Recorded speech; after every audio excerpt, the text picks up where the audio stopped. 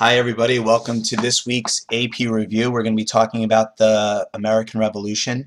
As always, I'm going to try to fit this in 15 minutes, so this is never uh, uh, in lieu of reading. Make sure you read, make sure you study, but just here's some of the highlights that you should be focusing on when we think about the American Revolution. When we talk about the American Revolution, we've talked a lot about the French and Indian War already, and we've talked about how the French and Indian War motivated England to increase taxation, increase regulation, increase the troops in the American colonies, and all of the conflict that that led to. The American reaction, things like the Stamp Act Congress, boycotts, protests, Sons and Daughters of Liberty, um, tarring and feathering. That's the point that we're up to right now. Now, things are so tense between the American colonists and the British government right now that things are going to begin to escalate. And the United States, the American colonists, I should say, we're not the United States yet, called the First Continental Congress. And I sometimes make fun of the First Continental Congress because one of the things that they decided on was that if things don't get better, we'll meet again. And it's almost like a meeting to have a meeting. As you get older and you get into committees and things, you'll find out that you have meetings to decide whether or not you're going to have a meeting. And although they said a few things at the First Continental Congress, for example, they passed something called the Suffolk Resolve, which was almost like a status quo. They were very upset about the Intolerable Acts, the closing of the port of Boston, etc. And they said that if those things don't end, if the Intolerable Acts aren't ended, that they were going to continue with their boycotts. They were going to continue not paying taxes. They were going to continue to fight against what they saw as unjust, unfair British laws. They issued this Declaration of Rights and Grievances, which explained what they were upset and why they were upset and what they thought should have been done.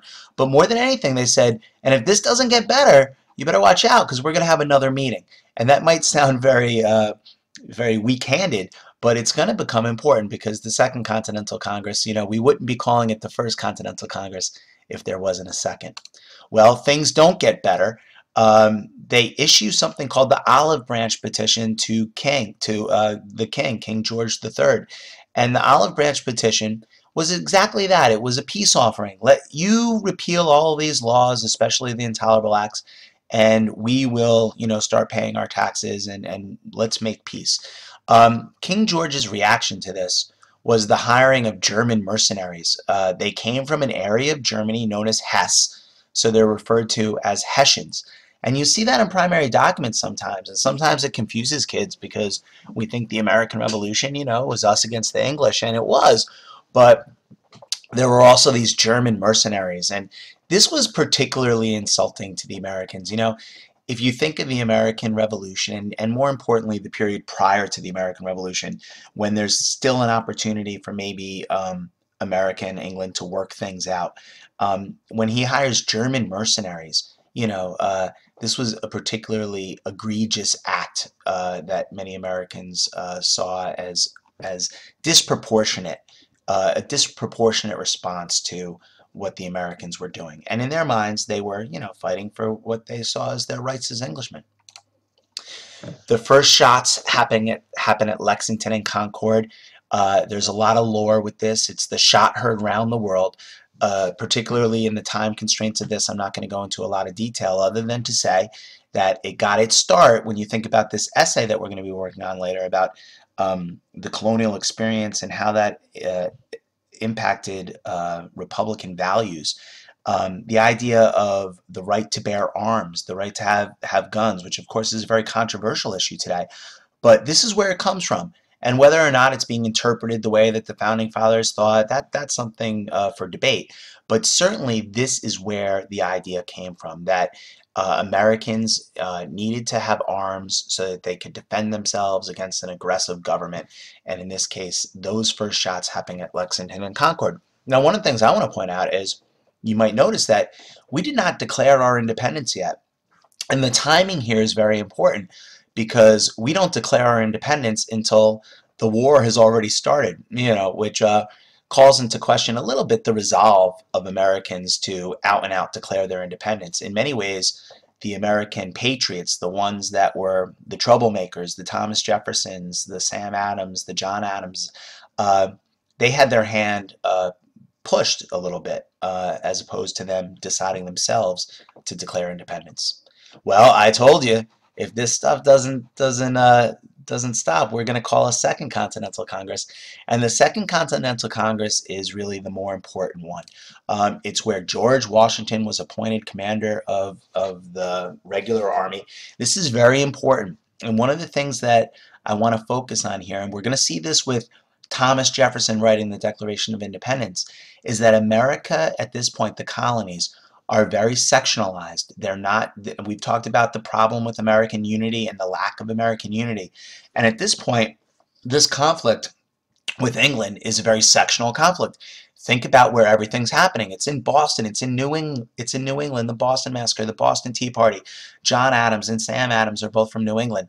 That it was important to integrate someone from the South. George Washington, as we talked about, did not have that much military experience. As a matter of fact, there were men who a lot of people felt at the time were much better equipped to be the general rather than George Washington. But what George Washington had going for him in terms of getting the job was he was from Virginia. Virginia was the biggest state in the one of the biggest colonies at the time, and the American colonists wanted to elicit that support from the South, especially Virginia.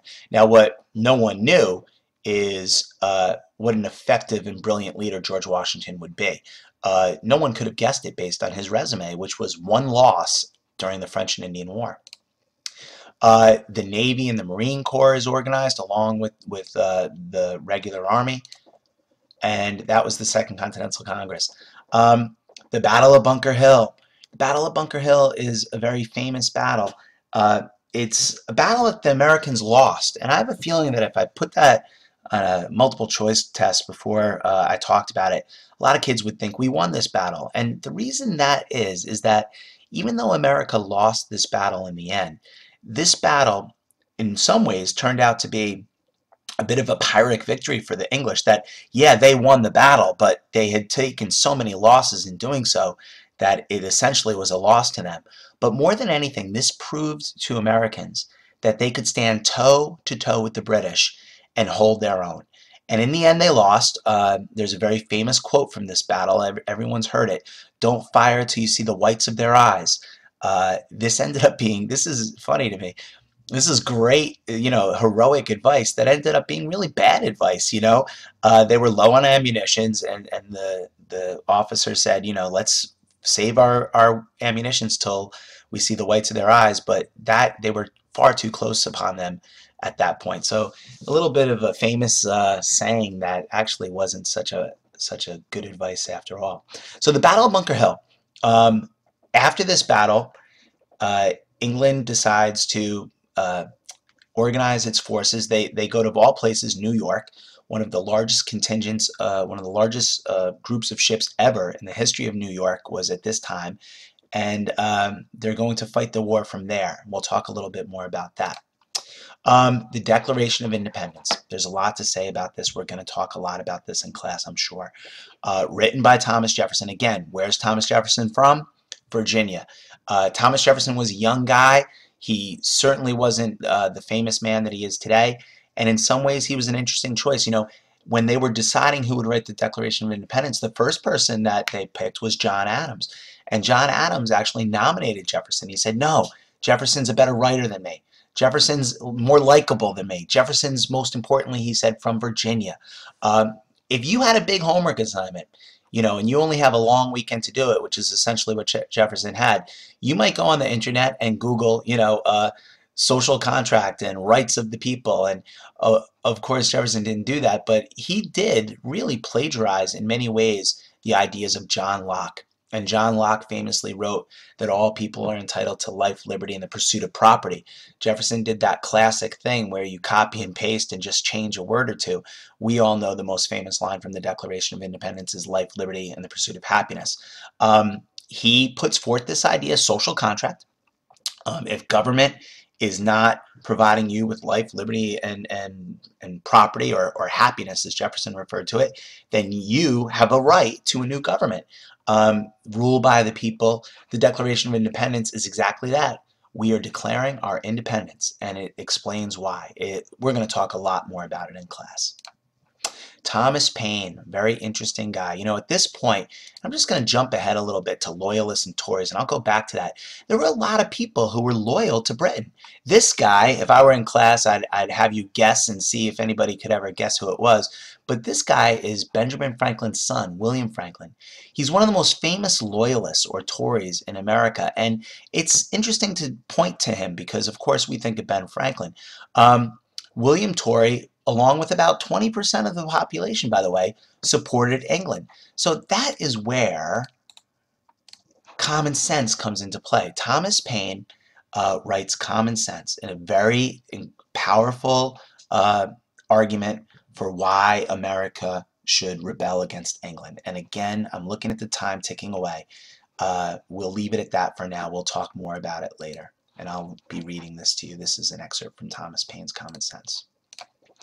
Moving along, well, when you drive around where we live, you know, you see a little blue sign, it seems, around every corner saying the battle here or the battle there, or Washington slept here or Washington slept here. We live in a very historic area. Much of the American Revolution was fought in and around this area, and much of this was defeats. Washington's a brilliant general, but he's not a brilliant general in the traditional way. He's a brilliant general because he avoids losing the big battle. He's always able to tactically retreat. He's always able to save his army to fight for another day. And he loses the battle of Long Island. He loses the battle of Brooklyn Heights. He loses the battle of Manhattan. And in dramatic fashion, he is able to maneuver his army from the ultimate defeat. And he will later go on, of course, to have victories. But his brilliance really lies in his sustainability and his ability to keep that army in the field. Because the minute that army was done, the revolution was done. Well, we've all seen this. You know, we're so lucky. We live close to New York City. If you go to the Metropolitan Museum of Art, you can see this most famous painting live and in person, and I strongly encourage you to do this. Washington was in need of a victory, and it was a defeat after a defeat after a defeat. He went to his good friend Thomas Paine and he said, write me a speech to inspire the soldiers, because the soldiers were ready to leave, many of which their contracts were up and they were allowed to leave, and many others were ready just to give up. They hadn't won a battle. Thomas Paine wrote one of the most famous speeches in American history, at which point George Washington read it to the men. I think of it as like this great game speech that a coach might read or say to his players, where he says, the summer soldier and the sunshine patriot will shriek from duty. In other words, when things are good, you know, it's easy to be a patriot, but when things are tough, you know, that's when you got to step up. He inspires them to stay, but he knows he needs a victory. He crosses the famous Delaware, Christmas night, Christmas Day, and into the night. He crosses the Delaware, and he attacks the British. Totally unexpected. Now, remember I said German Hessians. There were a lot of German Hessians there as well. I found this, I'm going to click it, I found this to be so funny. You know, there's these posters that are always funny, and this one just cracks me up. America, we will kill you in your sleep on Christmas. That's what it's in reference to. You know, it's not, when you say it like that, it's not the most heroic of battles, but it inspired the Americans, and it gave them this sense that we can win. Washington takes that victory and builds upon it. Now listen, when we talk about wars in this class, a survey class, we usually go through these wars quickly. A few of the things I'm going to talk about. The Battle of Saratoga, incredibly important. This victory was a victory that motivated the French to support America. Without France's support, America never would have won the American Revolution. France did not want to support the colonists just to have them lose and have all the money and aid that they give them go for naught. So the Battle of Saratoga, incredibly important. The final battle of the American Revolution was Yorktown, and at the defeat of Yorktown, a guy by the name of General Cornwallis was defeated. America won their independence. America is going, and I'm going to talk more about this in class, obviously. Um, Time's ticking. I only have 10 seconds. So I'm going to wrap it up there. I'm going to encourage you to read, and as I look at